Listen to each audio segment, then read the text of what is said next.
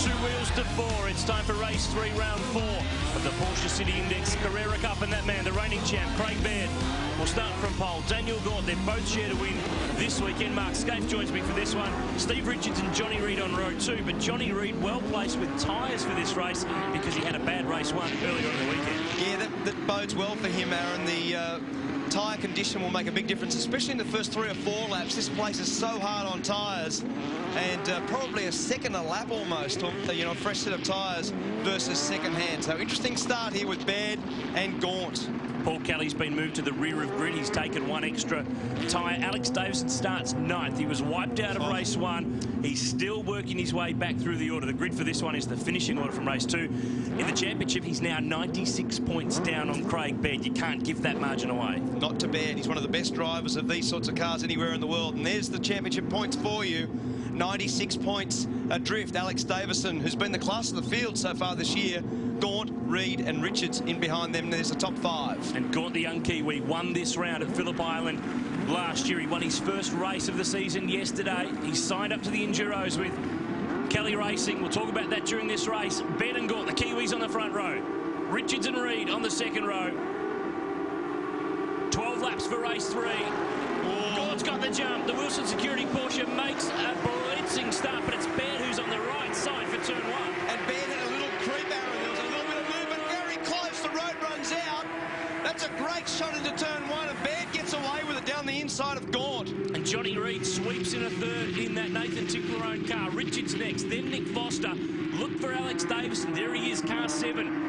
Around the outside, new backing from Mongrel Boots. He's going to need a bit of mongrel to work his way through here, and Reid's got the run at the exit of 2. Well, there's no new tyre straight away. That grip level, immediate dividends being paid there for Johnny Reid as he goes through turn 3. These cars do about the same lap speed as our V8 supercars, and a new lap record for them this weekend, also 2 noons. And Craig Baird was the man who got that mark, 134.24 in race 2. Looking back at Stephen Richards, a laser plumbing and electrical car. But the reason why Johnny Reid has good tyres for this one, he didn't start race 1. They've got an allocation of 2 sets of tyres for qualifying in the 3 races. So even though he had a bad one in race 1, he's got the Michelin stored for this one.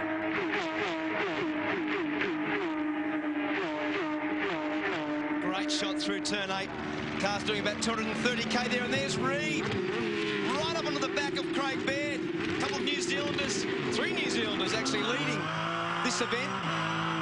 And Reid right in behind Craig Baird, as I said before, those tyres very good. Oh, a big incident there down at MG. James Konduras is involved. Right rear's damaged, and Reid's down the inside of the final turn. This is good stuff, side by side, but he's got it done. Did a nice job. He gave Craig Baird enough room. Baird's pulled back in behind, and this is the early lap benefit of the new tyre. That new tyre benefit will go away a little bit. So what Craig's got to do, big moment on the way into turn 1. You see how much oversteer, how much rear slide Craig Baird had as he turned it into turn 1. This will get better for Baird as the new tyre benefit starts to deteriorate for Johnny Reid. So as I said, Craig Baird's got to hang in now and try to stay in contact with a young New Zealander. And remember too, there's a round win on the line. If they finish 2nd and 3rd, Baird and Gaunt ties them up for the weekend, and it gives Baird the round win. Here's what unfolded. That's Alex Davison trying to get by Max Twig, who's the elite class front runner. There's the contact with James Konduras. Now, who got involved with who there? A little bit hard to tell. Yeah, it was a difficult one, but this is the pass for the lead, and this is a really good bit of driving. A couple of very experienced guys. That's Baird on the outside. You wouldn't want to be there. And Reid did a very nice job of giving him road. Little unsettled, as you saw. As they turned in there, the cars buffered around. They're going very fast.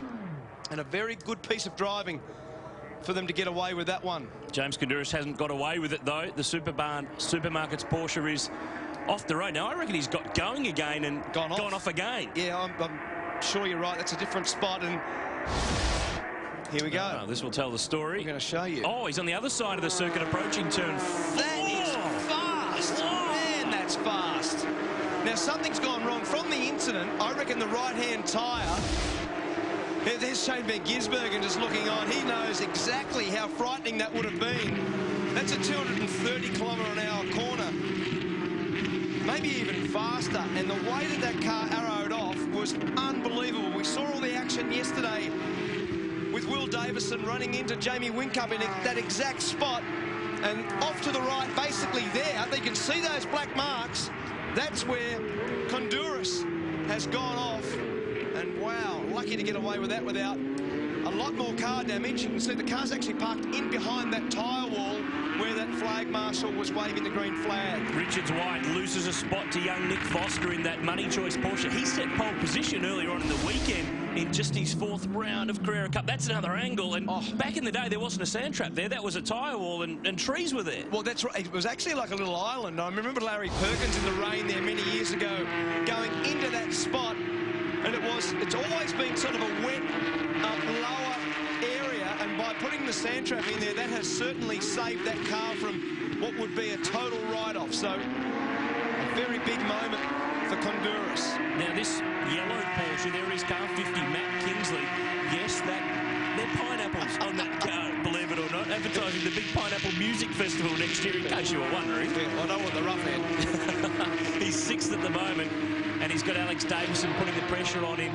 The number 7 Porsche. It's been the weekend from hell for Alex. His championship has gone way off the rails. There was a start line crash in race 1. Out of that one, started the back in race 2. Got his way through a few, but has really only got a small handful of points to show for his visit to the island. Certainly a world-class Porsche driver, and big championship implications based on the sort of weekend he's had versus the sort of weekend that Craig Baird has had. As we showed you at the start, a 96-point lead in the series as we speak. So, Johnny Reid with a 33.62 new lap record. And on fresh tyres, almost 2 seconds faster than Craig Baird, a 35.38 for Craig Baird. So you can see that those new tyres have had a massive effect on the start of this race, but a very good and healthy battle for effectively the round win between Baird and Gaunt. And we're riding on board with Daniel Gaunt in the Sky Sands Wilson Security Porsche. He sits P3. The Kiwis, though, they're 1, 2, and 3. The rest of the Aussies is Nick Foster. He sits 4th. More Carrera Cup from the island when we come back.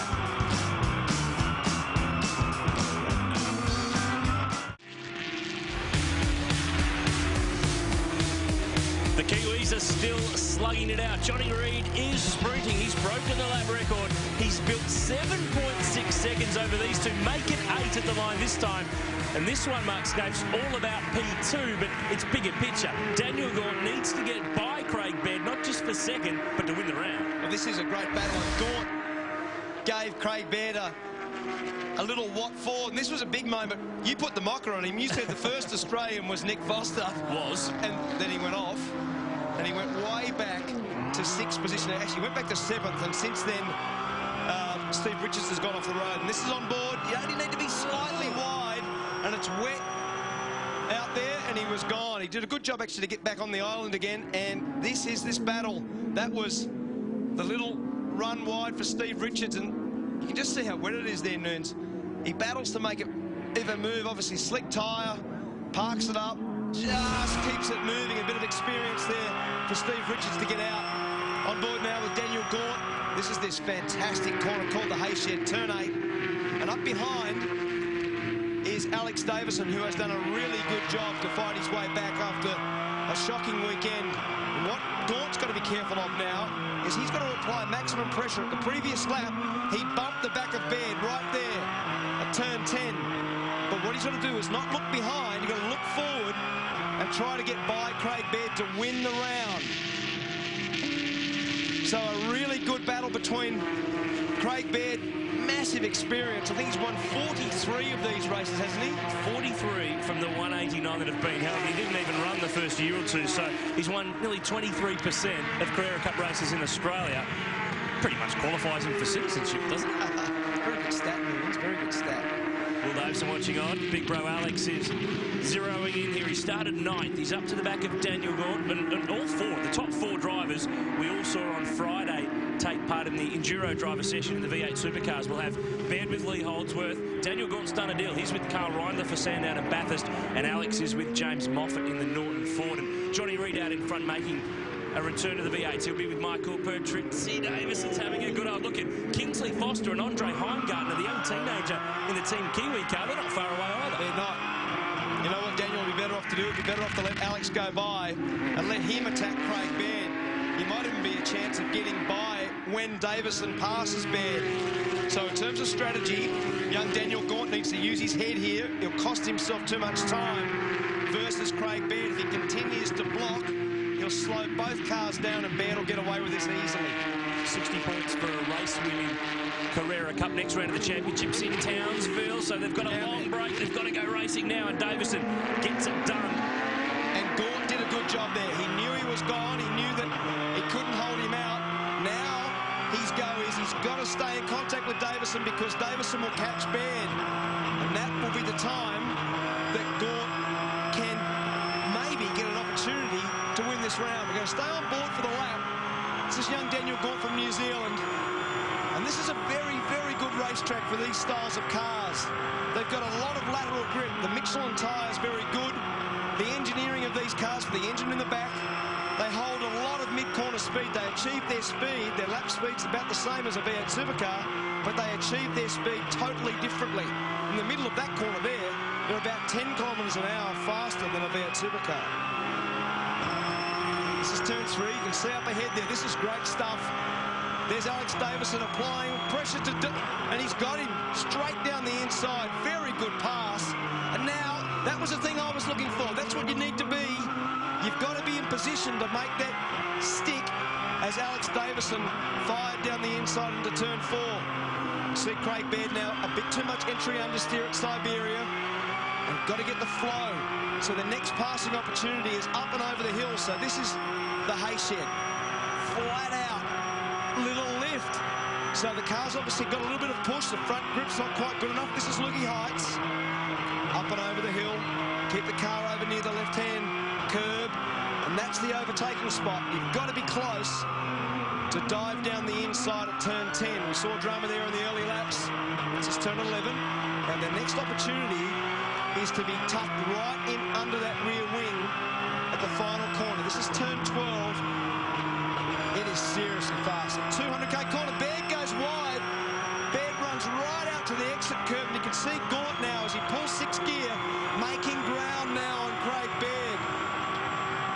Just shows him the nose of the car and pops back in behind. And fantastic vision, isn't it? If you're wondering though, Johnny Reid, he's still there. He's just miles in front. He's built the margin to 10.5 seconds. This was the move from Alex Davison lunging to second. His pace is now comparable with Reid, but he's just got such a massive margin. Nick Foster locking the left front all the way in to turn 4. And this is further back in the pack. This is Nathan Tinkler. He owns the car that Johnny Reid's driving out in front, and Michael Lochisano makes it through in the Hallmark number 10 car. Lucky to get out of there. He just locked the rear brake, and it's very easy to do because the brake cycling changes quite a lot there. It's easy to, when you first put your foot on the brake at turn 3, the car's very unsettled. By the time you actually get to turn 4, the front to rear brake balance changes, and this is the battle. Right up behind is Daniel Gaunt, Craig Baird. Oh, big moment. How's the steering trace? And Kingsley has fired into this also in behind there in car 50. And what he's got to do is, well, Daniel Gaunt's got to try to get down the inside, just like Kingsley is trying to do to him. So he needs to be able to work his way up behind Baird in those critical points of this racetrack. What he needs to do, he needs Kingsley to get Baird, because what it does, it pushes them back in the order, but you start to get back to where the point increments are only 4 points, not 6. It would give the round win to Gaunt. Could be a blessing in disguise this one, is that what you're saying? Could be, but he's got a fair way ahead. Yeah, he's got to get to Baird. That's the problem. And Gaunt's fighting. Foster's down side and gets the... Oh, my God! Oh, well, there goes the round win for Gaunt. That's wild. And Heimgartner, Andre Heimgartner in the Team Kiwi car, he started way back, 15th on the grid. He's only a teenager. He's still at school. Jets backwards and forwards to run in this series, and he's right with them too. Well, Daniel Gaunt made a little mistake. He needed to cover Kingsley up and over Loogie Heights going into turn 10. He didn't do that. He lost that position on the run onto the straight. And now, locked a wheel badly there. Kingsley moves around behind Foster. Thought he was going to drill the back of the money choice Carrera then. Kingsley's driving just the second time. He drove in the first round in Adelaide, filling in for Ray Angus, the car owner. This is the replay with Gort. There's Kingsley. Look for Foster. There he goes. Where did he come from? There. Very good move. And it's shuffled Gort back to position 7. Oh, Kingsley locking left front again. Yeah, that tyre will have a bit of 50-cent piece going about it after the big lock-up into turn 4. He's done a good job. That was a good drive to get into that position. And as I said, a little bit of racecraft there for Daniel Gort. Just needed to hold them out. He's probably fast enough. We saw him before taking ground of Craig Baird. And that's the difference in racecraft between being up and basically in contention to win the series or win this event this weekend and being right up behind Craig Baird in 3rd spot, but he's now way back in 7th. There's Johnny Reid. He's done a very good job. Class of the field in this race, and obviously the tyre quality made a big difference early. And he won the last round at Barbagallo, but he missed the first round in Adelaide, so he's fighting back, trying to make up as many points as he can in this championship. Did a deal with Nathan Tinkler to get back into that car for round 2, so he's really starting his charge late. Daniel Gort back to position 7, and Stephen Richards did get back on the road. He's back in 11th at the moment, just trying to sneak his way back into the top 10. And Nathan Tinkler also got back onto the road, so he's just finishing. He's back in 16th. So one car at the front of the field there, owned by Nathan Tinkler and young Johnny Reid. A really good performance, very clean, good start. Made a couple of nice passing manoeuvres, a good tyre quality, and you can see he's been very accurate. He's a very, very good little race driver. Probably a little bit underrated, Nerds, and this performance around a circuit like this will stand him in good stead. And anytime you perform in this category, you know you've earned your money, because it's all about equality. Everyone's got the same Porsche GT3 Cup car, and the Kiwi kid will absolutely belt them. He had the best of tyres, but he still drove it beautifully. He broke the lap record. He wins race 3 in a canter. No one even in screen and in sight. So that's his 3rd race win of 2012. Alex Davison, good fight back, 9th on the grid. He finishes 2nd. Craig Baird is 3rd, and that's enough to win the round. Well done, Craig Baird. Very experienced, mature drive. Young Nick Foster right up behind him there, and he did a really good job on those tyres, which probably weren't in the best order by the time he got to the end. There's Craig Baird on board now.